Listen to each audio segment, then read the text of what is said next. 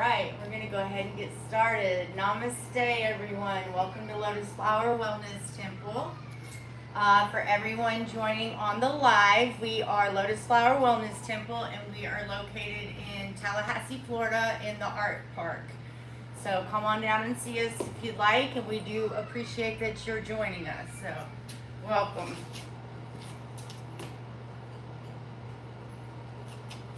There's the man. Welcome, buddy. Have a seat.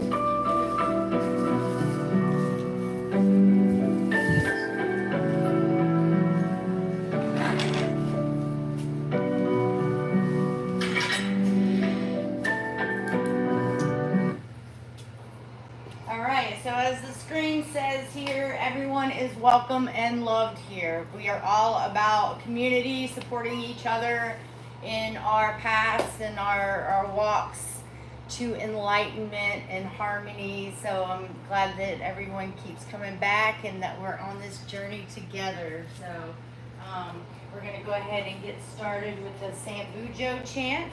If anybody would like to follow along, the words are also going to be on the screen.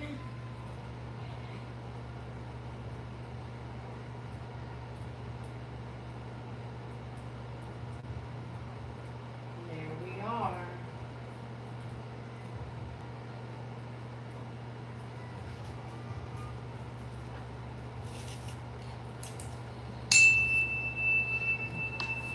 Franco, if you'd like to sign in as well there on the sign-in sheet, I don't know if you did or not.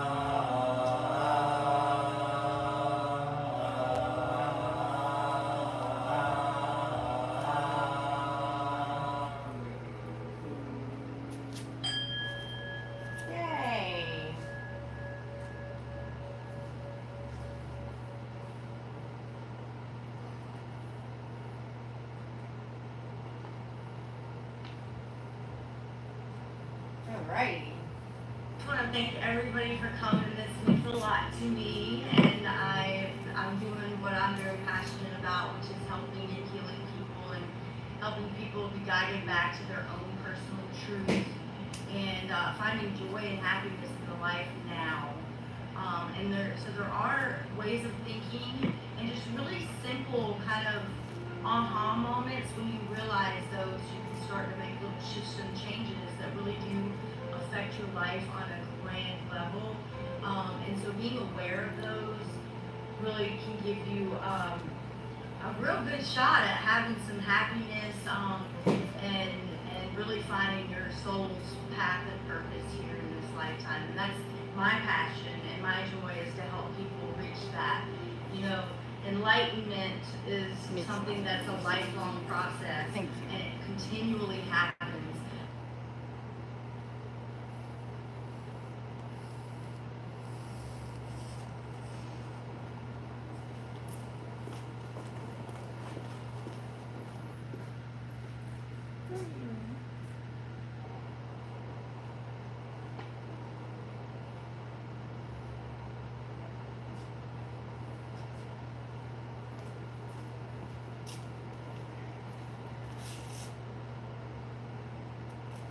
Alright, so back to our opening here. We always like to invite the Buddhas of all times and places to our temple for temple service. So if you have the sheets in front of you and you want to read along, Franco, I can get you one too. Give me just a second. Here you go.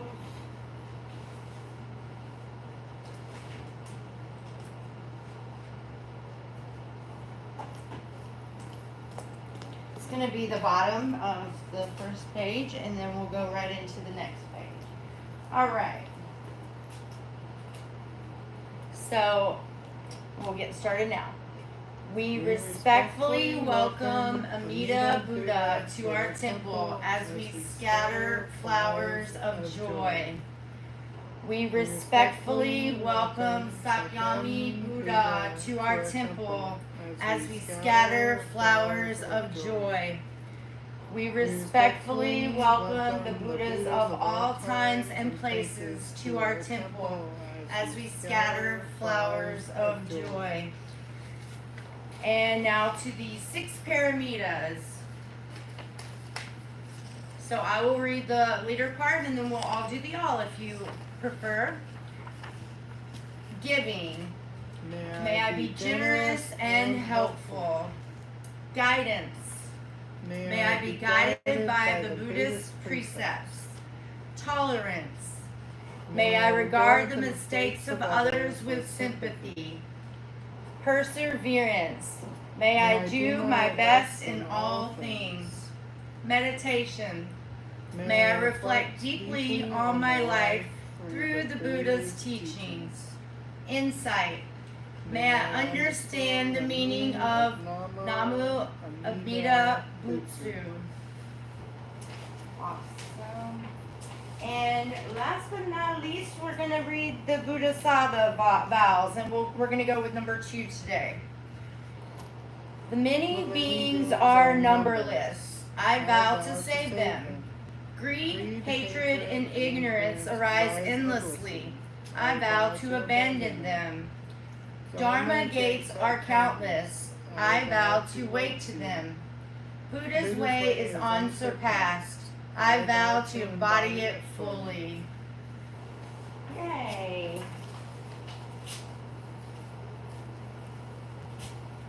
All right, so today, we've got a little clue here on the screen. The absence of the permanent self is what we're going to be discussing today in our sermon. And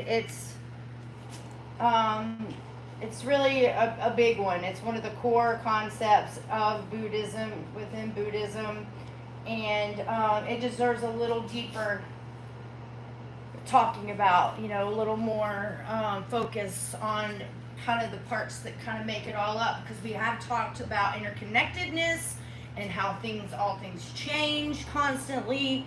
But now we're going to take that information and kind of put it back to ourselves. Who are we? And get real clear on the fact that we have no actual permanent self. We're always changing and growing. So we're going to get into that right now. All right, so the teaching of the absence of permanent self is deeply embedded into the Buddha's wisdom. And it encourages us to see the true nature of what's going on around us, to transcend some illusions here, and to actually kind of see what we're working with instead of just clinging so much to something that is ever changing. So the absence of permanent self is often described in the doctrine of Buddhism as anatta, A-N-N-A-T-T-A. All right, so this principle is very centered, the central point, if you will, in the Buddha's path to liberation from suffering. He had to really get to a place where he saw, wait, this person that I'm clinging to as self, wait, I just changed again. It's constantly changing. Okay, maybe I shouldn't try so hard to hold on to something that's just constantly already proof is going to be changing constantly. So in our everyday life experience, we carry a strong sense of self. It doesn't matter who we are, we all do it. It's actually kind of intermingled into our very fabric. So we have our names, we have our identities, our memories, our body that we recognize as our own body. So we make decisions based on this concept of self, and our lives constantly revolve around that. So we experience joy and pain in a wide array of emotions, all centered around the I. So it's pretty big thing in our lives. However, the Buddha asks us to question this assumption. Is this self that we hold truly permanent? It is unchanging. Is it ever unchanged, or is it ever independent? Is the same self that we were at birth the same that we are now? No, obviously not, right? So if we deeply observe our lives and we notice that the self is not static, our thoughts change, our bodies age, our emotions fluctuate, and even our relationships transform over time. This dynamic quality of existing suggests that the self is not as fixed as we often perceived it to be. The Buddha taught that the idea of a permanent self leads to attachment, suffering, and ignorance. We cling to the notion that there is something solid and unchanged within us. But when we look more closely, we realize that everything is in a constant state of flux. The self is not an enduring essence, but rather a collection of ever-changing physical and mental processes. So we're going to get into this short intro here. Bless that little baby over there crying its little head off. They're trying to make it smile. Trying to poke at that little baby over there, huh? Summed up, and quite simply, if you take a businessman, you take a monk. Are they the same thing? No. But if that person who's a businessman becomes a monk, or that person who's a monk becomes a businessman, it is the same person, it is the same physical body, the same thinking mind, that appears different by perception as a result of different causes and conditions, and that which knows is the only aspect that remains unchanged. The thinking mind and the physical persona is changed, because this physical persona and thinking mind of the businessman has very different requirements and needs to that of the monk, and vice versa. Summed up, and quite simply, if you take a businessman, you take a monk.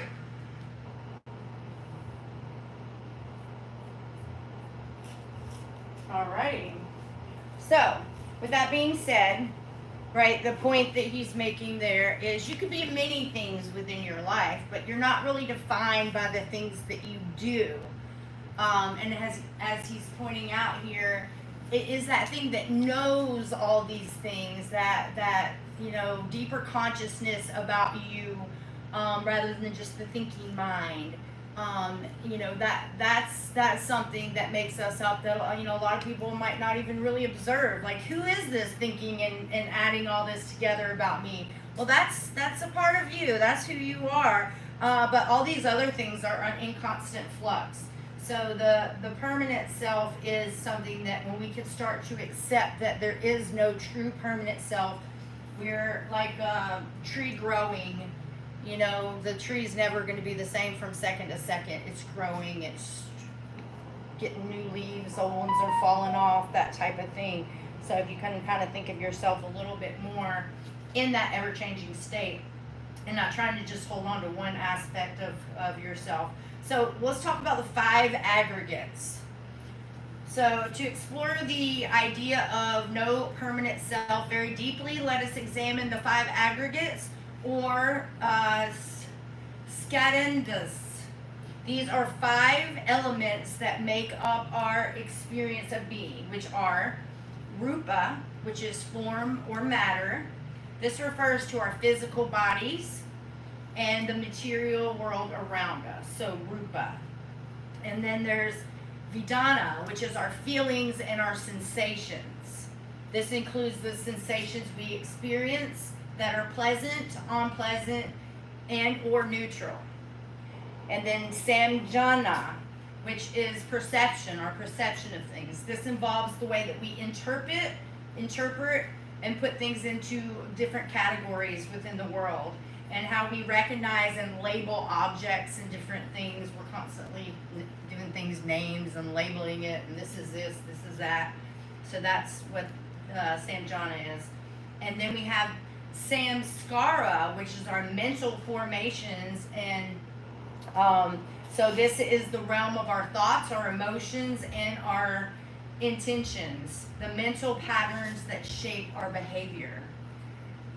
And then we've got vajnana, which is our consciousness.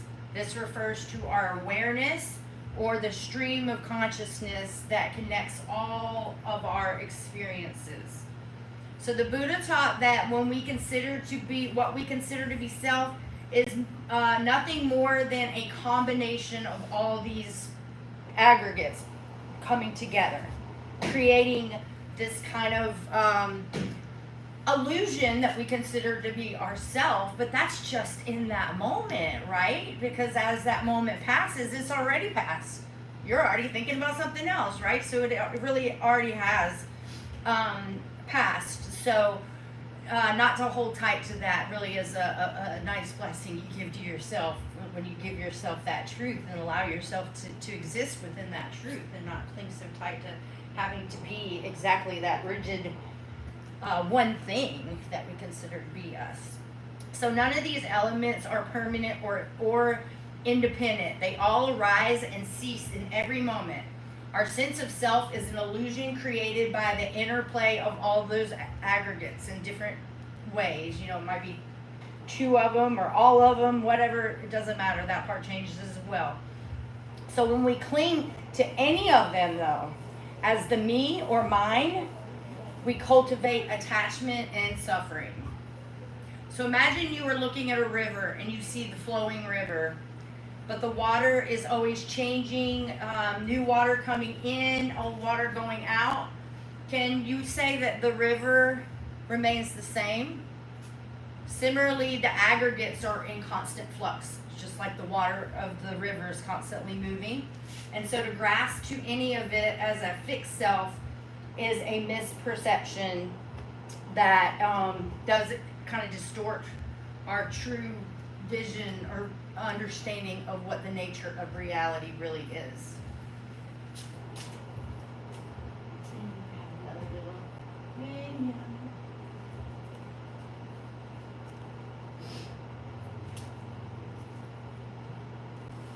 What is enlightenment means.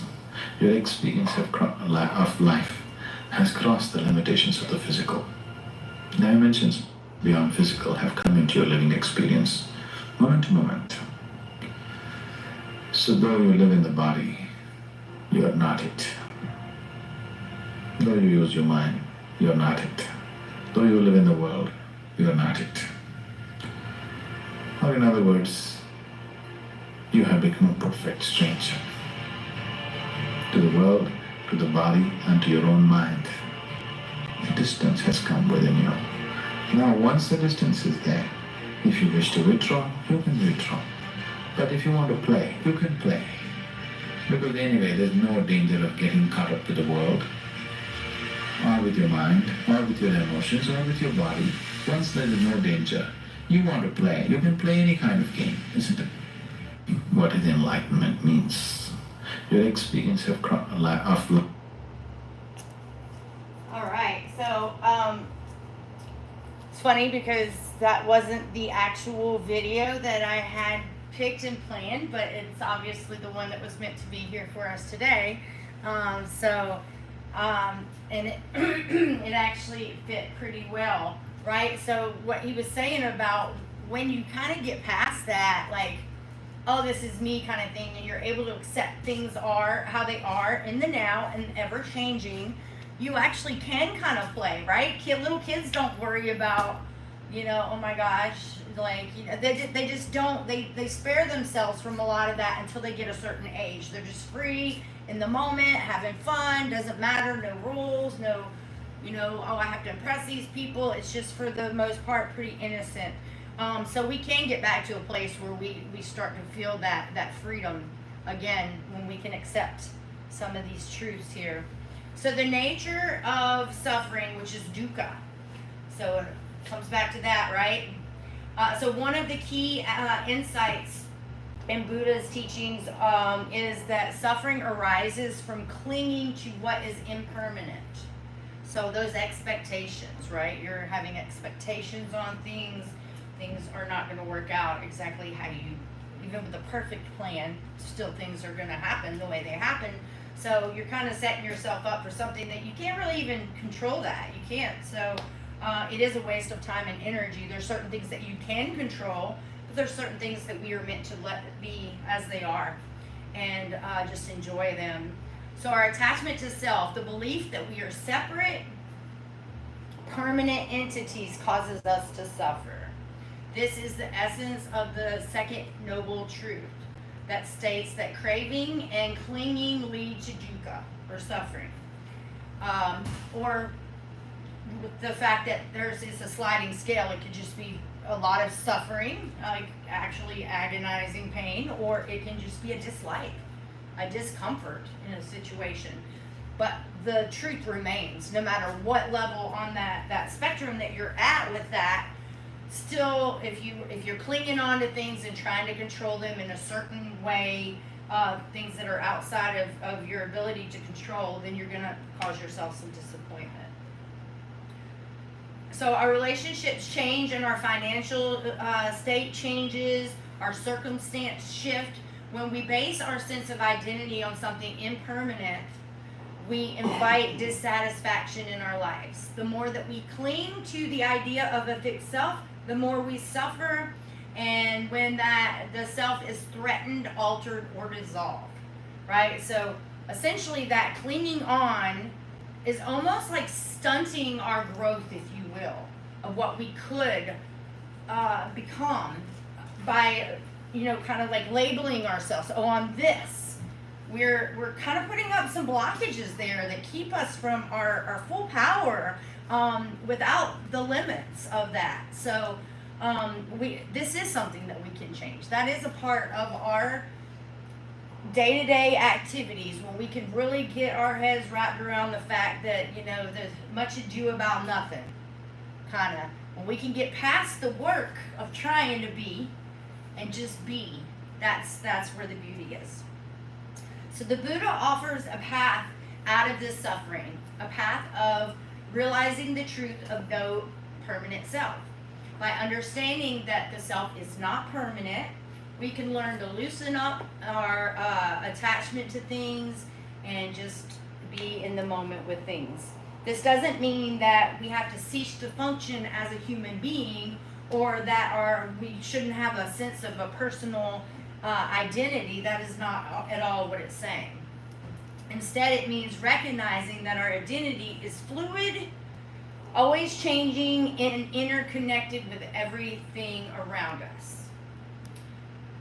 So now we're going to talk about the illusion of control a little bit. So much of our suffering stems from the desire to control our lives and to protect the self from believing that we believe to be so permanent. We want to hold on to things that give us pleasure, that avoid things that cause us discomfort.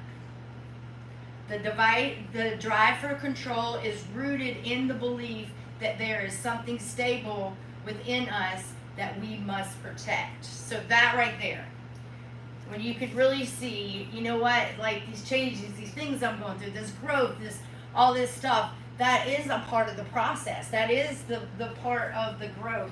And so to just continually try to protect yourself from that growth doesn't make very much sense if the name of the game that you're interested in is ascending and becoming back to your authentic true self. Then that is a very big, if you will, roadblock, believing that yourself is permanent. That's gonna, once you can see kind of past that, it's gonna really open a lot more joy up in your life and freedom. So however, the more control, the more that we try to control situations, the more that we realize that we cannot. The body is aging, like we said before, loved ones pass away, and the world is constantly in a change. The desire to maintain a permanent self or to control the world around us leads to frustration. That, for instance, that's one big one, right? Big old frustration. Accepting impermanence of all things, including the self, can release the need for control, and we can embrace life as it is without fear or resistance. All right, so now we're going to talk about the path to liberation. The Buddha obviously offers the path, and that's what we're doing here, is we're, becoming aware of there are other ways to operate within this life than the way that we've kind of been programmed. And when we can get back to understanding and putting our puzzle pieces together and seeing, the truth in nature, seeing and applying it to our life. But there is a path to this liberation, and it's just a process of things that you can integrate within yourself and begin to understand about yourself that can really ease up some of this suffering. So mindfulness and awareness. By cultivating mindfulness, we learn to observe our thoughts, our feelings, and our physical sensations. So, it's just not a bunch of chaos going on. We're actually tuning in and actually observing and taking a minute with these thoughts and feelings and sensations. They're not going to be there forever. They're going to change. So might as well take them like another little puzzle piece, right? And just see what they're trying to say to us and learn from them. Because in a way, they are teachers. They are trying to guide you to something that you may otherwise, especially when patterns continue to happen, the same one, rather than being like, oh, this always happens to me. Well, what always happens? Do you even see what the root thing is that is the commonality between this? When you can figure that out, you might very well be able to stop that cycle. So focusing on the things that you can do to change and let the other stuff be what it is. So detachment and non-attachment. When we understand that the self is not permanent, we can gradually let go of attachment to believing that it is, right? And so that's going to affect the way that we react to things and everything and free us up, literally free us up. We no longer hold on to the rigid concept of who we are, but accepting that everything's changing. We become less invested in personal gain, reputation, and security, which frees us up from the suffering of that clinging to things.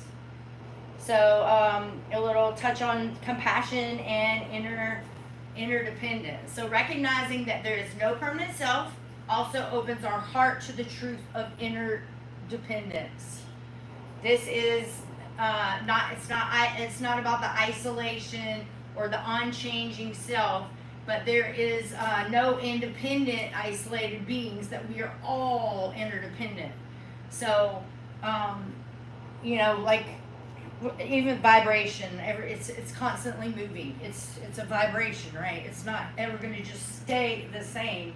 Like the truth is all around you in nature, it's in everything. So it's just time for us to take some time and start discerning these things and apply it to our lives so that we can grow and get to this place that we desire to be in, which is fulfilling and living in our purpose and enjoying the process and being here, enjoying it instead of trying to be so controlling and trying to change things we haven't even experienced yet. We haven't even had the opportunity because we keep stopping it by trying to keep ourselves where it's comfortable. Even if it's miserable, it's still, we know it. So, loosening up the reins and letting go of that stuff.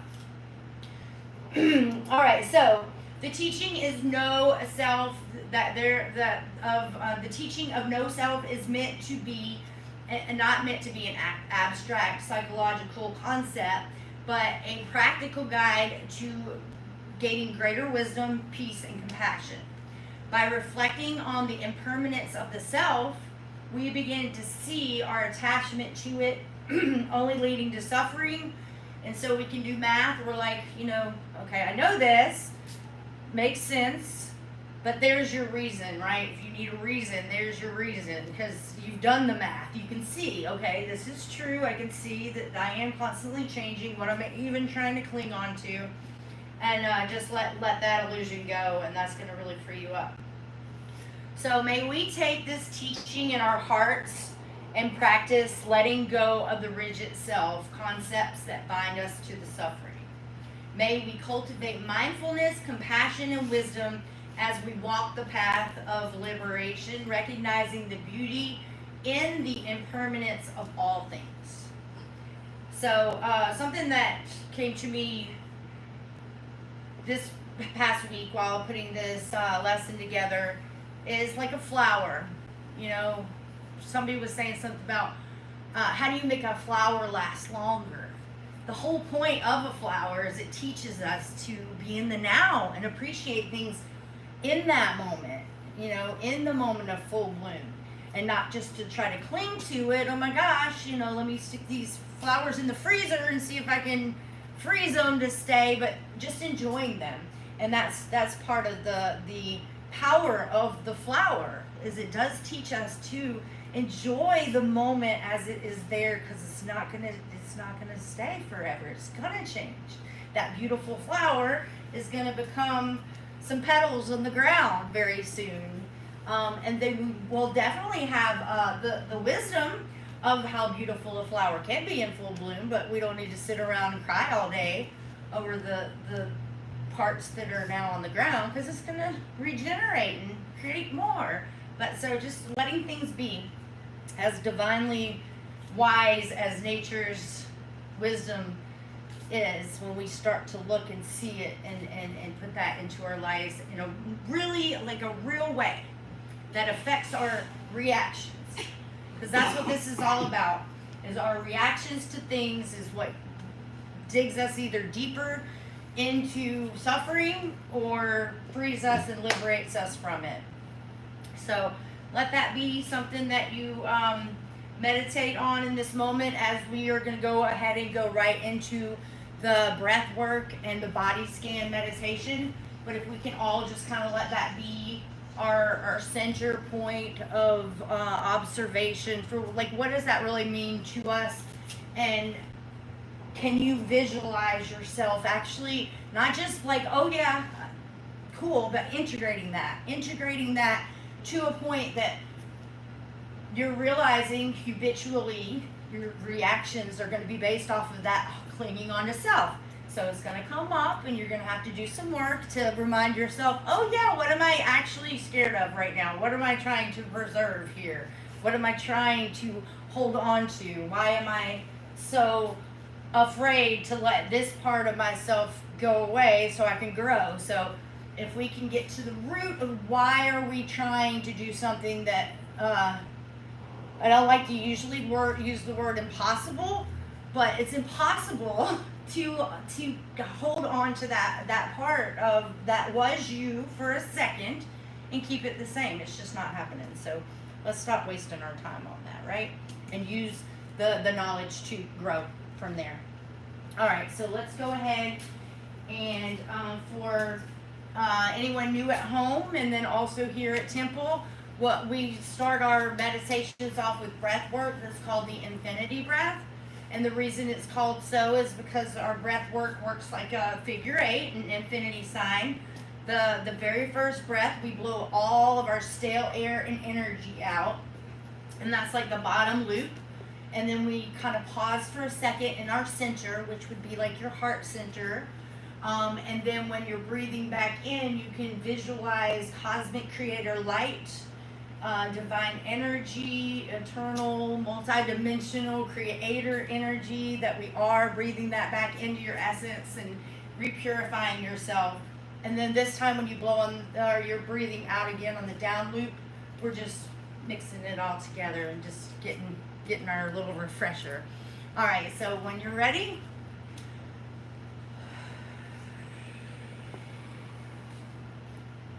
blow all that stale air and energy out. Hold in the center. Breathe in all that cosmic light, creator light, energy. Everybody's breath is going to be different. Just breathe your way. Just focus and follow the breath. And as you're breathing in, I want you just to envision that your feet are touching the floor, connecting with the earth. You can just feel as you breathe, you can just pull that air and that energy up your body as we're going to go through and scan each part of our body, moving from the ground upwardly. With each breath, we're just going to pull that energy up a little further. You maybe have the energy in your knees right now, or your legs, with just each area of your body. Just be aware if you have any tension or strain. Just tell yourself it's okay. Just to let go of that. Everything is fine. And just breathe in that peace. Keep pulling that energy up your body, up your energy points.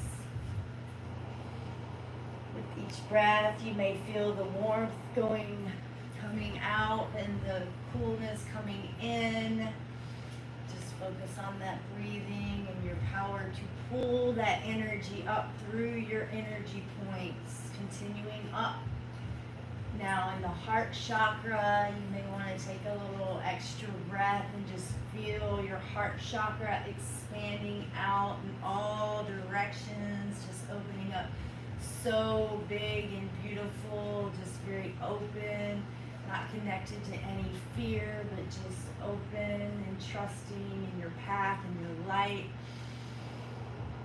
Just fill that space up with more breath and love for yourself and others. Pulling that energy and air up to the throat chakra.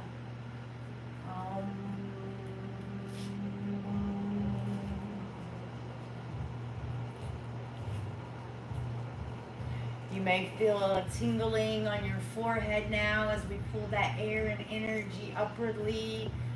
You may feel the need to tap on your forehead a little bit. And just let that energy pull all the way up through your head and into your crown chakra, shining out in all directions.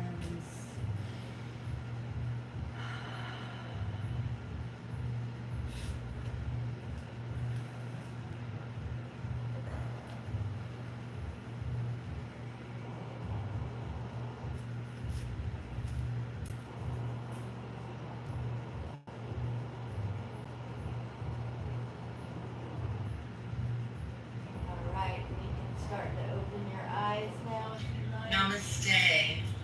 So I want to share something with you that can help you during meditations, breath work, mindfulness, just to still your mind, quiet yourself, and allow more access to hear your higher self.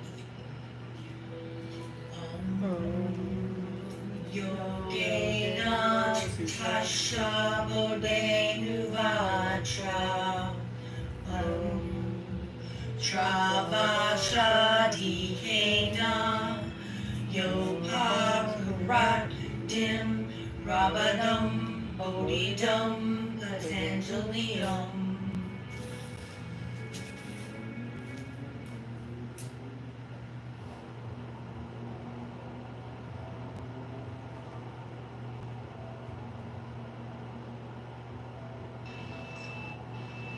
right, so if anyone has any known blockages that you would like to allow, something that you've been kind of holding on to for whatever reason that you know, hey, it's time to let go of, or any energy or thoughts that may be repeating themselves or whatever, you can let those go and just trust that they will serve their purpose and teach you what they need, but you don't have to cling on to them.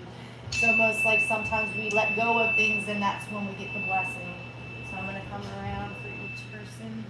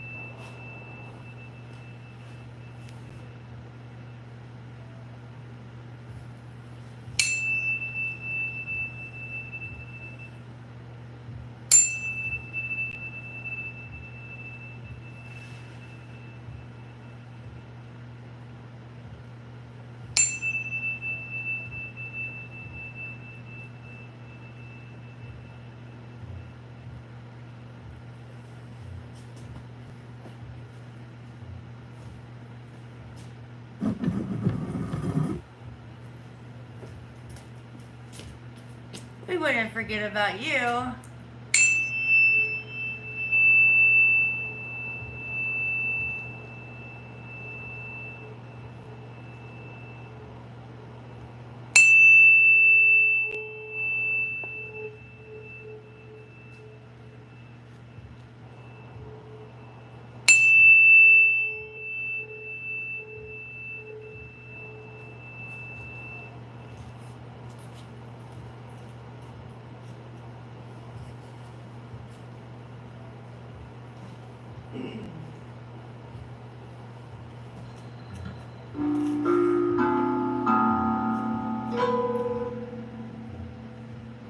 Compassion.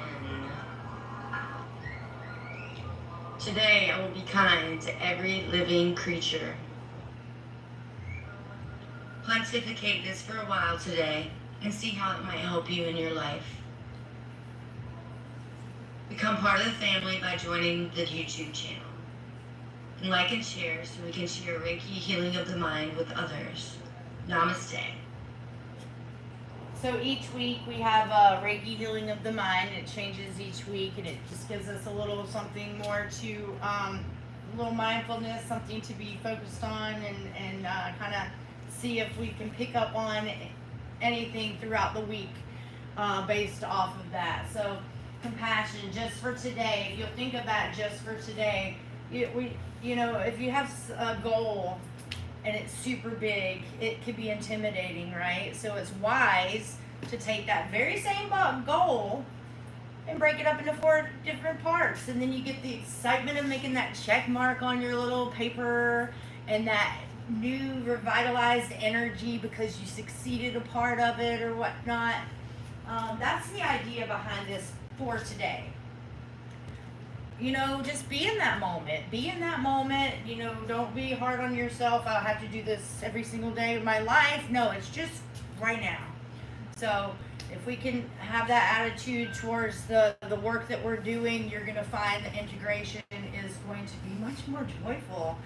Instead of being hard on yourself, just be compassionate, not only with everything, all creatures, but yourself as well.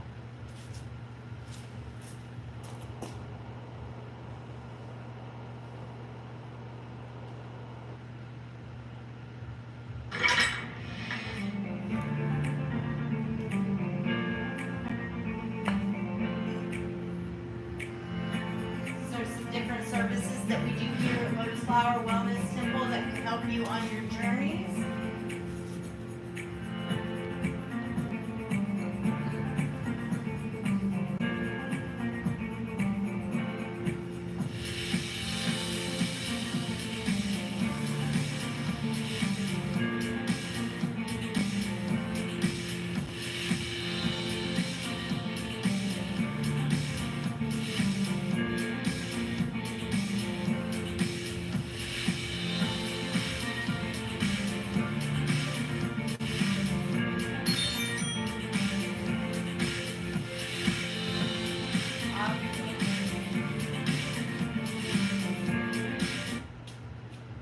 Awesome.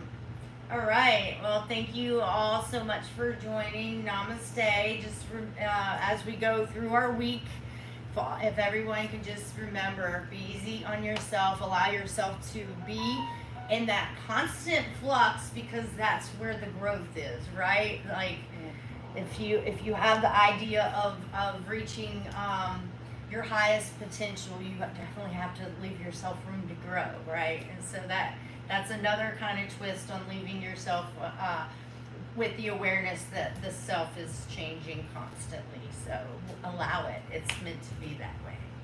So, all right, love you all. So for those of you at home, if you want to hang back and hang tight, we're going to start a podcast where we, all the members here today, all discuss their perception of the message that we got today, and just maybe some integration from last week. So yeah, stay tuned if you'd like. If you haven't subscribed to the channel, please do so you never miss a thing. All right, give us a few minutes to get set up, and we'll be right back with you. Hi y'all, welcome in. How are you? Oh, so great. Thank you very much. We're Lotus Flower Wellness Temple, and we are a public charity, a nonprofit. We just had temple service, and we're going to have a little discussion podcast about what we discussed. If y'all want, you're welcome to join. Thank you so much. Oh, you're so very welcome. Can you wait me a couple minutes while I get Yeah, back? yeah, go right ahead. Yeah, it's going to take a few minutes to get this changed around. You see what's the best way I want to do today here with this thing. Are you staying? I'm gonna go home and make some dinner. Okay. See there? Yeah. Thank you for coming. I appreciate it. Yay. Have a great night. Yeah, did you meet Quinn by chance? Take care, man. Nice to meet you. Nice to meet you too. All right. Well, hopefully you'll come again. See you next time. Okay. That'd be wonderful. All right. Bye, buddy.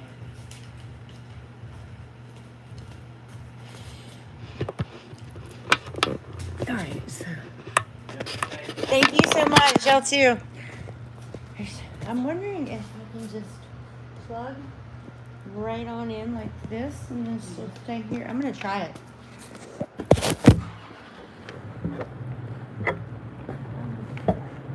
That way we have the microphone.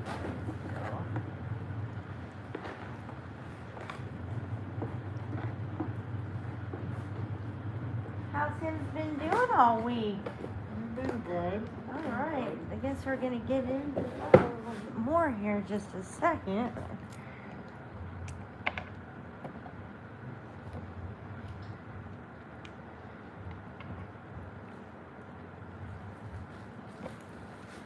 Let's just try this like this.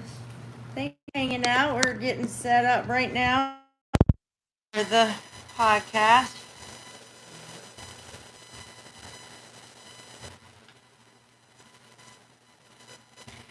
Let's see.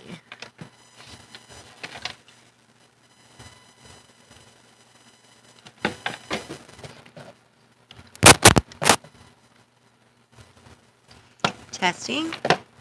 All right.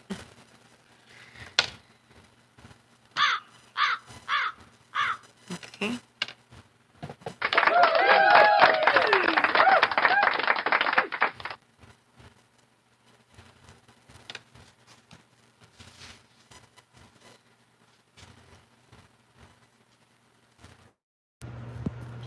Okay, so I believe that's going to work out just fine. So, Maybe if I move, how far can I move this?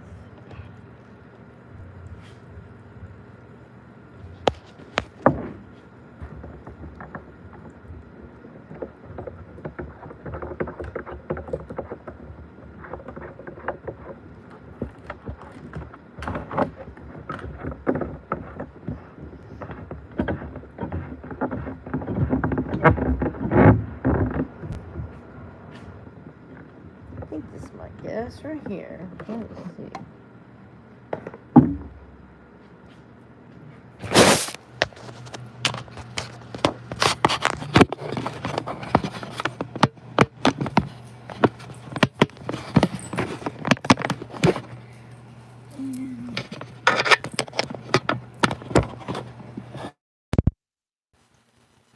Great.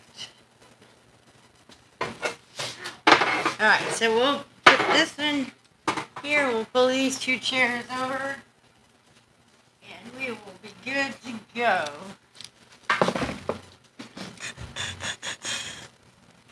Yeah, we'll probably go like this. And then like this.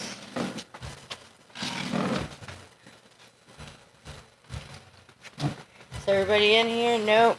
One more thing I can do. Yeah, I'm in. You're in now? Yeah. Okay. I just need to scoot a little. Scoot a little. All right. We're here. I'll even scoot over here. You can come in just a hair more. Don't be afraid to crowd me a little. Yeah, because Miguel's in there really well, and you're like halfway. So come on. Okay. There you go. A little more. All right. All right. Welcome, everyone. Still haven't officially named the podcast yet. Well, we'll just go with Lotus Flower Wellness Temple Podcast for now. But we always, after temple service, we like to get together and talk about personal perspective of the message that we talked about today, or integration from last week to this week and things like that. So I'm Erin. I'm Quinn. Miguel. And Miguel, awesome. So welcome everyone who is here.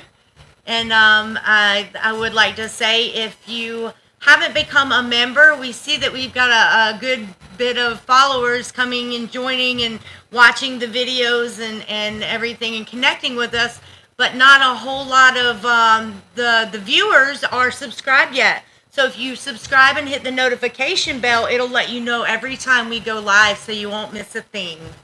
Awesome. So we missed you last week, Quinn. Yeah. I had some family coming in. My grandma's funeral was happening, so like I had my sister coming in and my uncle coming in, and so like I had to be there. At least I thought so. Like I was home in order to be there to pick up my sister, but then it turned out like her flight got canceled, like her second flight, and so like my dad had to go ahead and head all the way over to Tampa to pick her up. Oh, so, wow. Yeah, that was a big ordeal.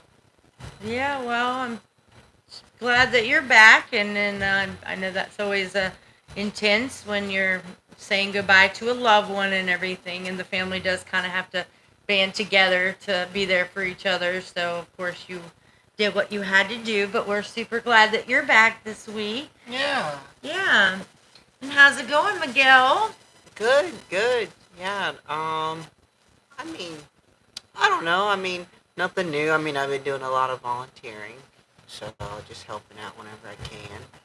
So, I mean, other than that, I'd say just kind of just hanging in there.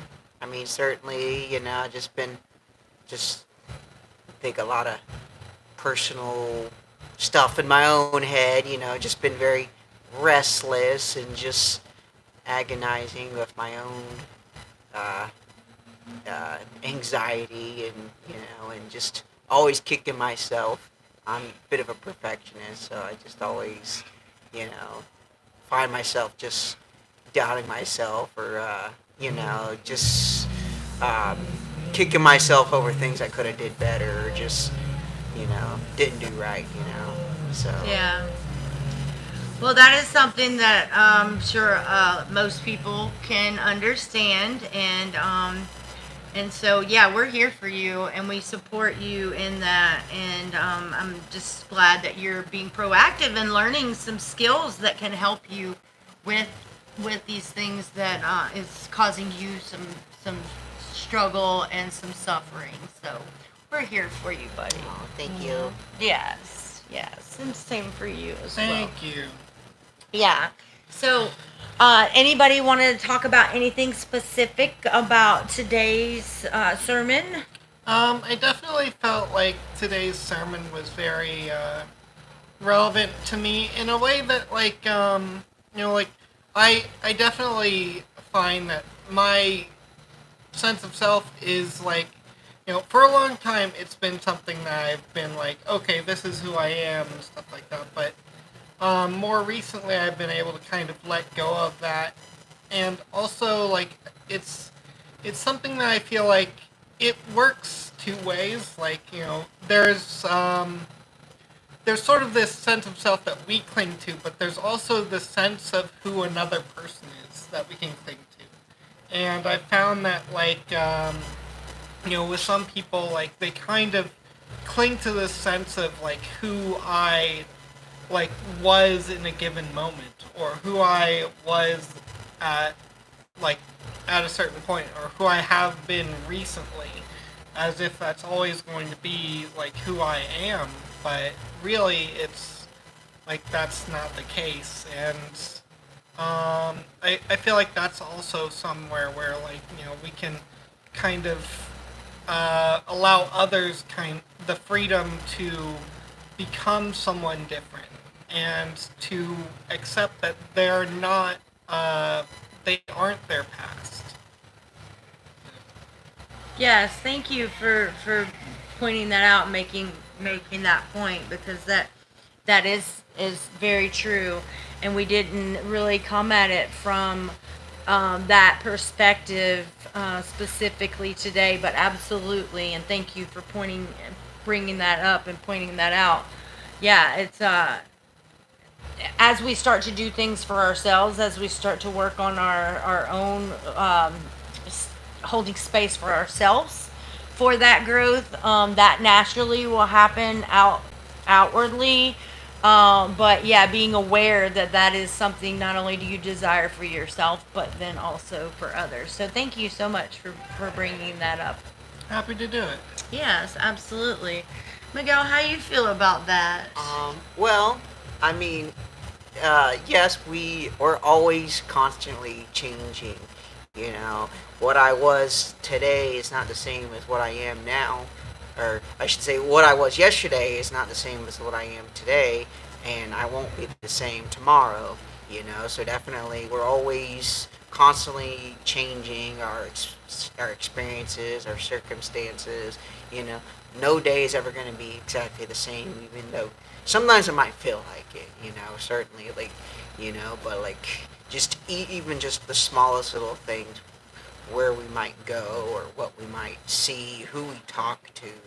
It's just always just little nuances in life that's just always constantly just changing. So, it's like, so to say that we're always fixated on, oh, I want to be the same, is like, in a way, a little silly, because it's, you're basically like saying, well, it's always going to be the same, always, no matter what, and that's literally impossible, because I mean, it's like, because nothing is ever going to stagnate, and it's like, so like, and I just like, I just always like to just experience new things, learn new things, because there's always something to be learned. Like, it's literally, there's nobody that's perfect in any way, shape, or form. Everybody has flaws, because we're human, and it's like it's just, we often have these desires that aren't good for us, or whatever it might be, or we agonize over things that we shouldn't that we just shouldn't linger on because it's just going to cause agony or whatever, and it's like sometimes we, as humans, we just naturally cling to negativity rather than just like, okay, I'm grateful for what I have, even if it's not that much, but oftentimes people just like, they'll look for the things that they don't have or what other people have, and it's just like, oh, well, I don't have that, so now it makes me miserable because I don't have what this person has, and so it's just like this constant agony of, well, I want this, I want that, or whatever, and it's like, even though we're constantly changing, but everyone else is always constantly changing, and so. Yeah. Yeah, thank you very much for sharing that. And I do like the way that basically what you were speaking on. You were speaking on what Quinn was talking about, and then you brought it in and kind of made it your own. And by the way, that it does sprout off in different directions. Like I was using the analogy of like we're like trees, kind of, right? So each time that we decide to start doing things more skillfully, instead of unskillfully, trust me, you're going to lose some of your leaves. Some of the old ones that were there maybe covering certain aspects of yourself that in order to exist in that kind of realm with yourself, you had to have. But as you're growing and you're starting to blossom in different areas, naturally certain things are going to fall away. Right. And in place of those things, there will be new things that will arise. That one thing that I know for certain about is that there will be things that come in that are meant to support you in your path.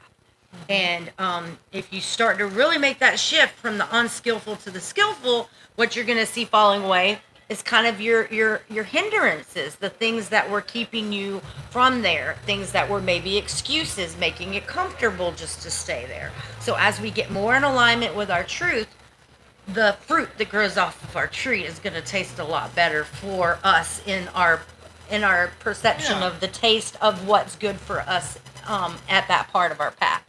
And so as we grow, that's going to be ever changing. So we can't know ahead exactly what's going to be, perfect for us. That is something that we're going to have to walk in that path of trust within our path, right? And so that part is done kind of, with just the faith in your own path, that if you let some of these things go that are making you suffer anyway, clinging on to them and just trusting that the new fruit that's going to start growing in your garden is going to be more pleasant because you're the one that actually planted it there.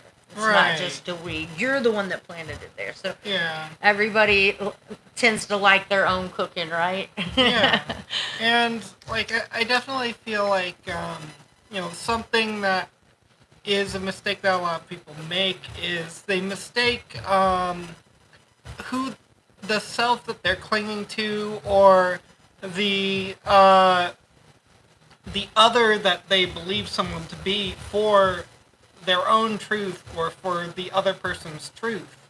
When in reality, like, who we are from moment to moment, we're not always displaying our truth, right? We're not always being honest with ourselves. We're not always living our highest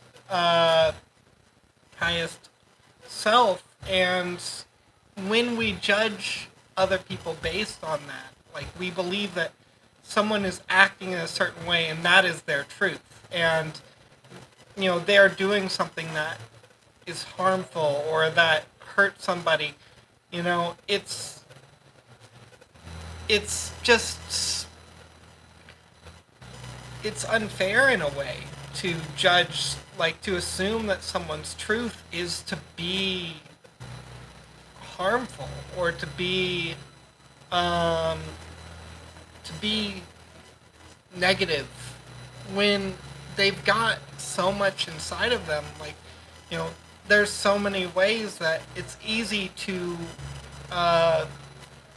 make a mistake in a moment, right? Yes. Yes. We're really pointing out some really good little branches off this tree we're talking about here, right?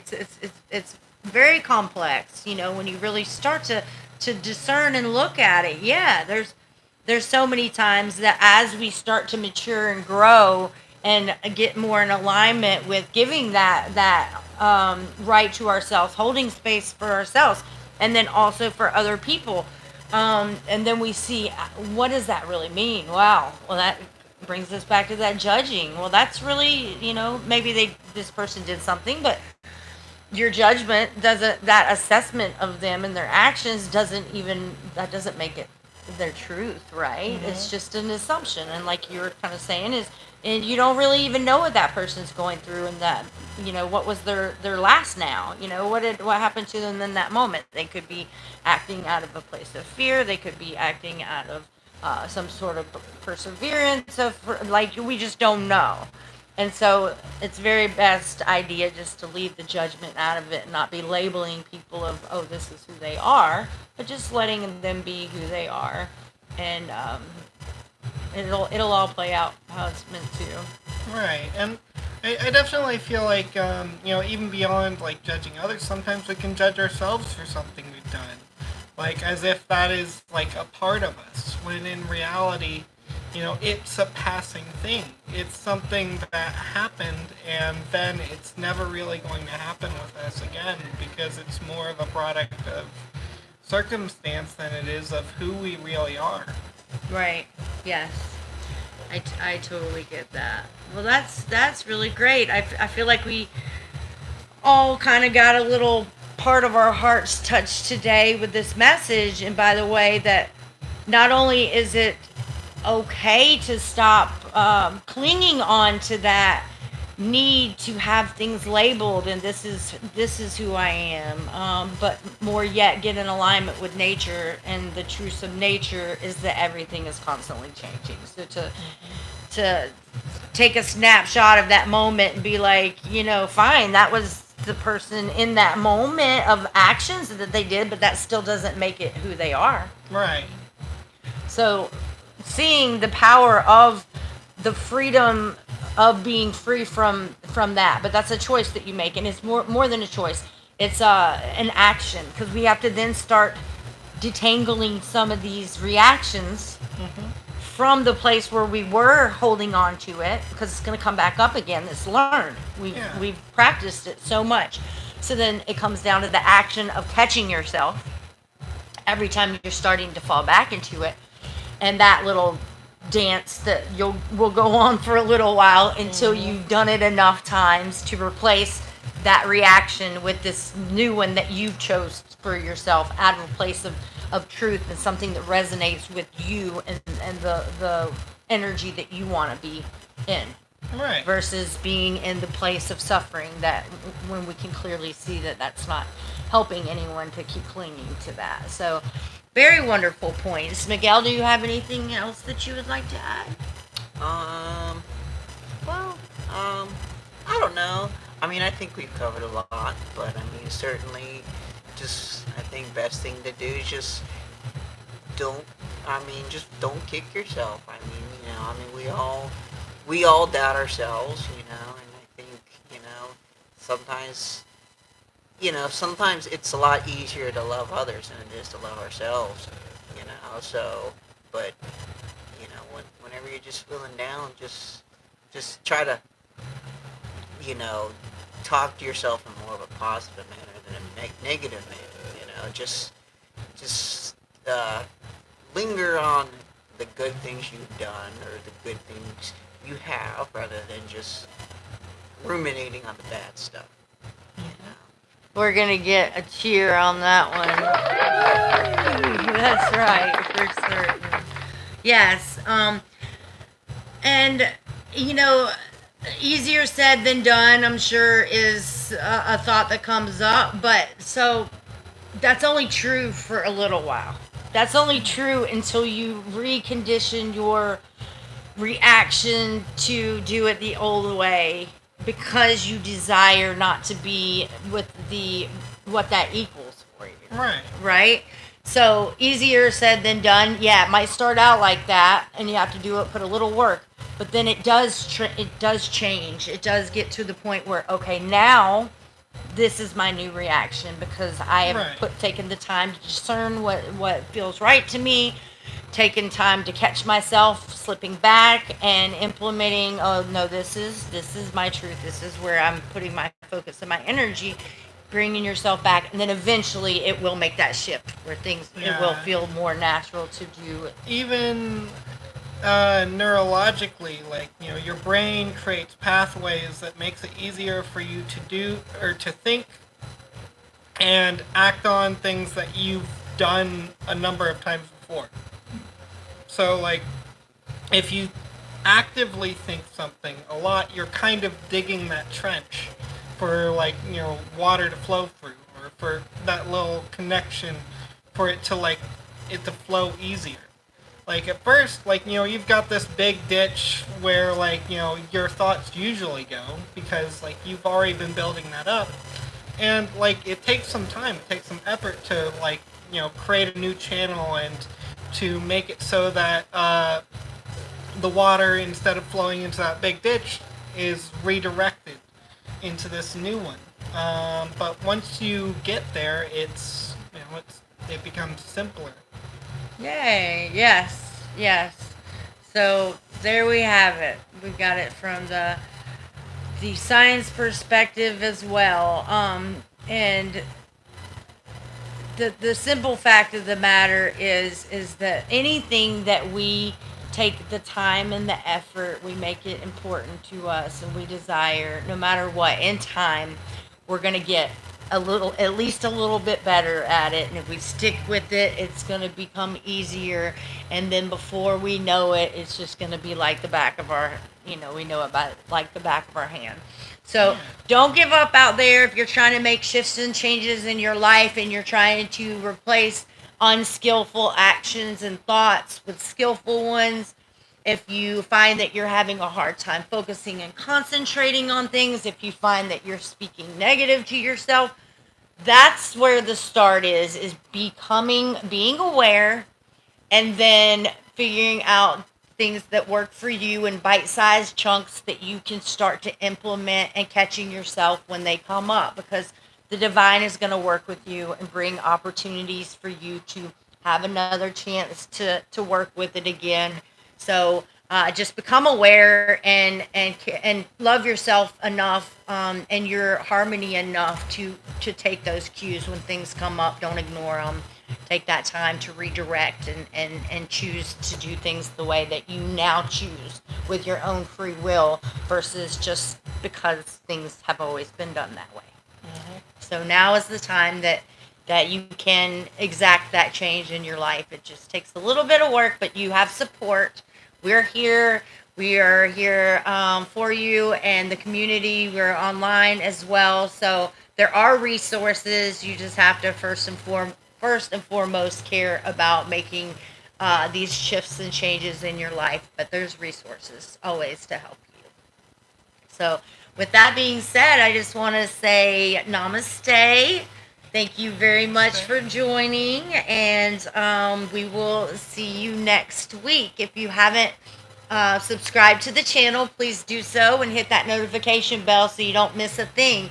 If you really want to help some people out, if you know anybody that might be struggling with anything that we've talked about today, whether it be in temple service or on the podcast, send them a link to our resources, and give the gift of a community. So yeah, we're here for you. We're here for all of you. Harmony for humanity. All right. Goodbye. We'll see you next week. See you next week. Cheers. Yay.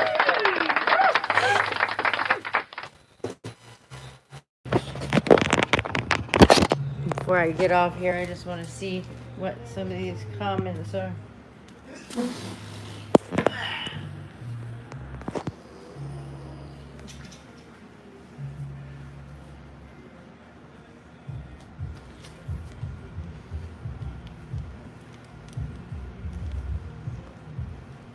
All right. Thank y'all. See you next time.